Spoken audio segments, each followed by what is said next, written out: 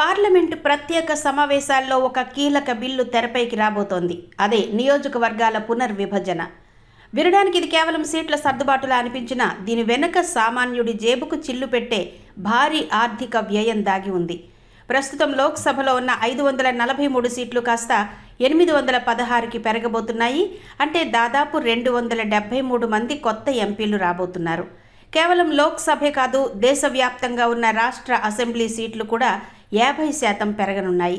ప్రస్తుతం ఉన్న 4123 మంది ఎమ్మెల్యేలకు అదనంగా మరో 2000 మంది కొత్తవారు తోడవబోతున్నారు.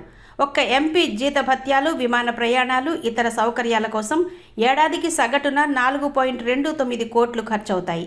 అంటే కొత్తగా వచ్చే ఎంపీల కోసమే మనం ఏడాదికి 1171 కోట్లు అదనంగా వెచ్చించాలి. ఇది కేవలం జీతాలే. వీరికిచ్చే ఎంపీఎల్ఏడి నిధులు ఒక్కొక్కరికి ఏడాదికి 5 కోట్లు. ఢిల్లీలో ఖరీదైన బంగళాలు, సెక్యూరిటీ, పెన్షన్లు, వారి కుటుంబ సభ్యులకు ఉచిత ప్రయాణాలు అన్నీ కలిపితే ఆ భారం ఊహకందని స్థాయిలో ఉంటుంది. వచ్చే 5 ఏళ్లలో ఈ రాజకీయ వ్యవస్థ విస్తరణ కోసం పన్ను చెల్లింపుదారులు సుమారు 40,000 నుండి 50,000 కోట్ల భారాన్ని మోయాల్సి వస్తుంది. ఈ బిల్లుపై ఏ రాజకీయ పార్టీ కూడా గట్టిగా నోరు మెదపకపోవడానికి కారణం స్పష్టం.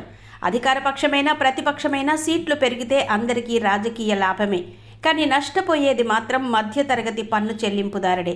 మనం కష్టపడి కట్టే ఆదాయపు పన్ను, టీడీఎస్ నిధులు, ఆసుపత్రులు, పాఠశాలలు లేదా రహదారుల నిర్మాణానికి వెళ్లాల్సింది పోయి కేవలం ఏడాదికి 50-60 రోజులు మాత్రమే సభకు హాజరయ్యే ప్రజాప్రతినిధుల విలాసాలకు మళ్లించబడుతున్నాయి.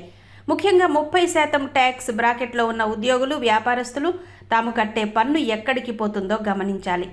దేశంలోని ఎంపీలలో దాదాపు 46% మందిపై క్రిమినల్ కేసులున్నాయి. 93% మంది కోటీశ్వరులు. అలాంటి వ్యవస్థను మరింత విస్తరించడానికి మీ సొమ్మును వెచ్చిస్తున్నారు. ఇది ఏ ఒక్క పార్టీకో సంబంధించిన సమస్య కాదు. ఇది పన్ను చెల్లింపుదారులకు, మొత్తం రాజకీయ వర్గానికి మధ్య జరుగుతున్న పోరాటం.